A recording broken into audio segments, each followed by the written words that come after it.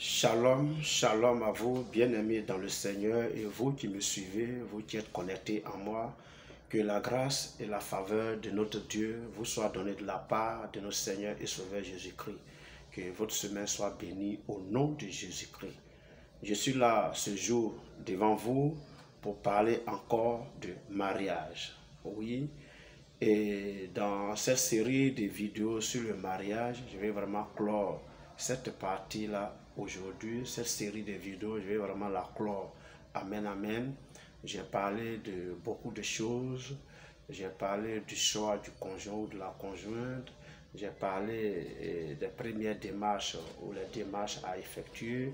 J'ai parlé du suivi.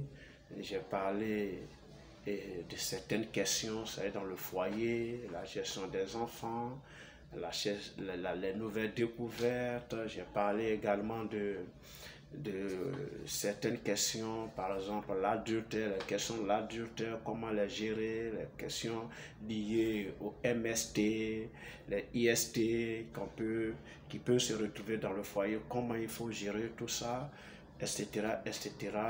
Et bien sûr, j'ai parlé de certaines choses, le divorce, et la dernière fois, j'ai parlé un peu de la question de la polygamie.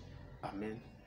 Il faut dire que c'est sur vraiment la question de la polygamie que je mets un terme quelque part à cette série de vidéos. Ce que nous devons comprendre dans tout ce que j'ai fait, dans tout ce que j'ai dit, c'est que ce n'est pas un schéma prêt à porter. Ce n'est pas une situation qu'il faut appliquer dans sa vie. Je l'ai dit au début que quand nous lisons la Bible, à part quelques orientations, quelques conseils, il n'y a pas un schéma prêt à appliquer ou j'allais dire un habit prêt à porter qu'on peut donc mettre et puis vivre heureux dans son foyer. Parce que chaque foyer a sa réalité, chaque ménage a sa réalité. Ce que moi, je supporte dans mon foyer, toi, tu ne peux pas supporter ça dans ton foyer. Ce que ma femme supporte dans son foyer, toi, tu ne peux pas supporter ça dans ton foyer. Amen. Voilà, on n'est pas tous les mêmes choses. Il y a certains paramètres, certaines circonstances. Bon, il veut dire que Dieu nous a tellement créés différemment, psychologiquement, moralement, mentalement, que on ne ressent pas les mêmes choses de la même manière. Alléluia. Donc, il y a ce que je supporte, il y a ce que je ne supporte pas. Il y a ce que tu supportes, il y a ce que tu ne supportes pas. Donc, chacun est appelé à travailler pour réussir donc son foyer. Donc, tout ce que j'ai dit là, ce n'est pas vraiment des trucs qu'il faut appliquer à la lettre. Il faut les appliquer en fonction de la réalité de votre foyer. C'est ce que vraiment je vais vous dire. Alléluia. Je vais vraiment vous dire cela. Mon intention et mon objectif vraiment, c'est d'amener les couples à vivre heureux. À vivre de façon saine, dans l'amour, à vivre dans la confiance, à vivre dans l'harmonie et à regarder au Seigneur. Parce que c'est Dieu qui a institué le mariage. Et parce que c'est Dieu qui a institué le mariage, étant l'instituteur du mariage, représentant l'institution même du mariage, alors Dieu est au début, au déroulement jusqu'à la fin du foyer. Quand Dieu est avec vous, quand vous appelez Dieu, regardez un peu cette histoire qui s'est produite dans les évangiles où Jésus dit à ses disciples, passons à l'autre bord. C'est Jésus qui dit, embarquons et allons à l'autre bord. Mais en traversant, il y a eu un violent vent, une violente tempête. Alléluia. C'est le foyer qui est là. Ça dit, vous commencez avec Dieu, qui vous dit, oui, allez-y, mariez-vous mes enfants. Je suis avec vous. Mais dans le courant du foyer, vous allez voir qu'il y aura un violent vent, une violente tempête, des troubles, des flots vont se lever. Alléluia. On ne se lamente pas. On ne se chamaille pas. on ne fait pas palabre, on ne cherche pas à divorcer. On appelle Jésus au secours, comme les disciples ont fait dans la barque. Seigneur, Seigneur, réveille-toi. Alléluia. Réveille-toi, Seigneur. Nous périssons, réveille-toi. C'est l'expression de la prière. Il faut donc prier. Il faut que Jésus soit au cœur de votre vie de couple. Il faut que Jésus soit au commencement, au déroulement jusqu'à la fin. Priez sans cesse. Toujours prier et ne pas relâcher. Confiez vos foyers entre les mains du Seigneur. Confiez vos époux entre les mains du Seigneur. Mes soeurs, priez pour vos maris. Mes frères, priez pour vos femmes. Priez pour vos enfants. Priez pour votre foyer. Priez pour le bonheur de votre foyer. Ne dormez point. Parce que celui qui dort là, l'ennemi le surprendra forcément. Alléluia. Celui qui dort là, l'ennemi le surprendra forcément.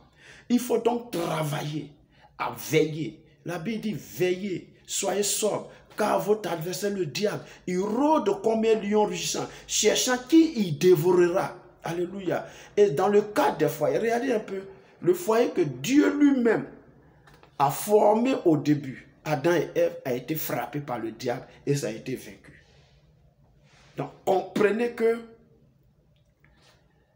quand vous ne prenez pas, c'est-à-dire la pleine mesure de l'œuvre du diable, si vous ne prenez pas la pleine mesure des ruses du diable pour nuire à votre foyer, il va tomber. Sur quoi je voulais vraiment vous interpeller, bien-aimés dans le Seigneur.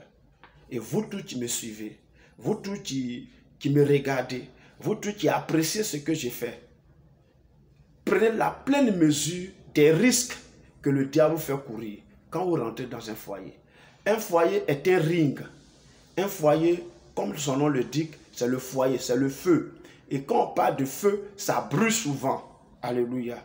C'est que vous devez savoir que quand il y a une guerre, là où les gens s'affrontent, là, on dit le foyer des combats. Donc, pour vous dire quoi, le foyer même, son nom même qui dit que le foyer, là, c'est un lieu de combat. C'est un lieu de difficulté. C'est un lieu où on se donne des coups de poing, on se marche sur les pieds. Alléluia. Et là, le diable est présent. Parce que le diable, il aime là où il y a palabre. Le diable, il aime là où il y a mésentente. Le diable, il aime là où il y a désaccord. Pour que lui, il règne et qu'il crée la division. C'est pourquoi vous devez veiller. Vous devez être sobre. Parce qu'il rôde pour chercher à nuire. Priez sans cesse. Je vous exhorte vraiment à la prière. Mes frères dans le Seigneur, même vous, peut-être vous êtes mariés, peut-être de façon accidentelle. Qu'est-ce que j'appelle se marier de façon accidentelle? Je veux dire que, bon, ok, tu es allé à l'église et puis bon, ta foi n'est pas trop ferme et tu as eu un copain, tu as eu une copine et puis elle est tombée enceinte. Bon, la grossesse fait que tu oublies de vivre avec elle et puis l'enfant est né. 1 an et demi après, elle retombe enceinte. Ça fait 2 enfants, donc ça fait 3 ans, 4 ans, vous êtes ensemble. Et puis 5 ans, 6 ans, 3 enfants sont nés de votre union. Qu'est-ce que tu fais? C'est-à-dire vous n'avez pas suivi vraiment la procédure dont j'ai parlé dans toutes ces vidéos-là. Par quoi commencer, comment il faut prier, etc. Quelles sont les démarches qu'il faut mener. Toi, peut-être, ça n'a pas été ton cas. N'est-ce pas? Il n'est pas tard. Avec le Seigneur, il n'est pas tard. Dieu n'est jamais en retard lorsqu'on l'appelle au secours. Il y a un chant qui dit que quand c'est gâté là, c'est Jésus qui arrange. Alléluia. Quand c'est gâté, c'est Jésus qui arrange. Mais prenez conscience que ça ne va pas. Prenez conscience qu'il y a un souci, il y a un problème. Prenez conscience, prenez d'abord la pleine mesure de la situation qui n'arrange pas votre vie de couple et allez au Seigneur. Aussi longtemps que vous ne prenez pas conscience et que vous voulez gérer le problème selon vos pensées, selon l'état de votre cœur, selon votre vision, selon votre intelligence, vous allez voir que le diable va vous frapper toujours. Mais quand vous appelez le Seigneur au secours et que vous mettez de côté, vous dépouillez un peu de vos connaissances, vous dépouillez un peu de votre capacité, de vos savoirs, vous dépouillez un peu de votre intelligence et que vous appelez le Seigneur au secours, le Seigneur va venir réparer ce qui était gâté. Alléluia. Dieu est capable de faire du bien au foyer.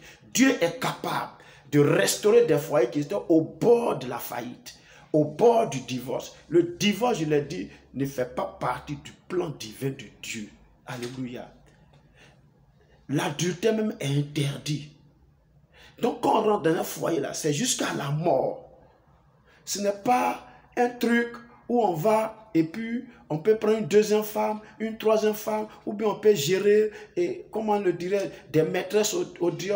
Nos parents avant, ils parlaient de bureaux. Avoir un deuxième bureau, un troisième bureau. Non, ce n'est pas ça le foyer. Ce n'est pas ça le plan originel de Dieu. Dieu, dans son plan originel, c'est que l'homme se marie à une seule femme, la femme se marie à un seul homme, et que les deux vivent ensemble jusqu'à ce que mort les sépare. Alléluia. Amen, amen. Donc, priez, priez, priez, priez et ne point jamais vous relâcher. En tout cas, c'est ce que Dieu veut. Appelez-le au secours. Quand c'est gâté, c'est lui qui arrange. Et puis peut-être vous êtes marié dans le Seigneur, bien, vous avez suivi la procédure normale. Mais comme je l'ai dit, chaque foyer a sa réalité. Peut-être il arrive un moment, parce que nous sommes tous des hommes, il arrive des moments où peut-être j'ai trop supporté, je suis à bout de force.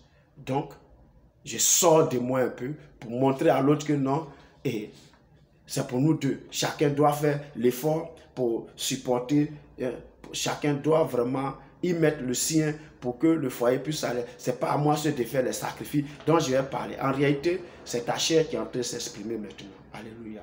C'est ta chair qui est en train de s'exprimer. Ce n'est plus l'Esprit de Dieu. Amen. Ça peut arriver. Mais la Bible dit quoi là-dessus? Quand tu lis dans 1 Corinthiens 10, le verset 13, aucune tentation ne vous est survenue qui n'ait été humaine. Et Dieu dit que dans la tentation là, il ne permettra pas que tu sois tenté au-delà de ta force. Mais par la tentation, il trouvera le chemin pour ouvrir la porte pour que tu puisses t'en sortir. Donc résiste, c'est tout. Rien ne peut être au-dessus de tes forces que Dieu permet dans ta vie, enfant de Dieu. Il ne faut pas dire non, j'ai trop supporté, je ne peux plus, j'ai trop supporté. Tu as trop supporté quoi? Est-ce que tu as trop prié? Tu as prié comme Jésus a prié dans le jardin de Gethsémani. Et la Bible dit que Jésus a prié intensément au point que la sueur qui coulait de son corps là, était semblable à des grumeaux de sang. Amen. Regardez l'intensité. Il devrait affronter la croix pour l'humanité. C'était affreux. C'était humiliant. Il a eu besoin de la prière. Mais Jésus est Dieu et puis il a prié ainsi. Et nous autres alors, pourquoi nous ne devons pas prier jusqu'à ce que nos sueurs deviennent aussi comme du sang? Amen.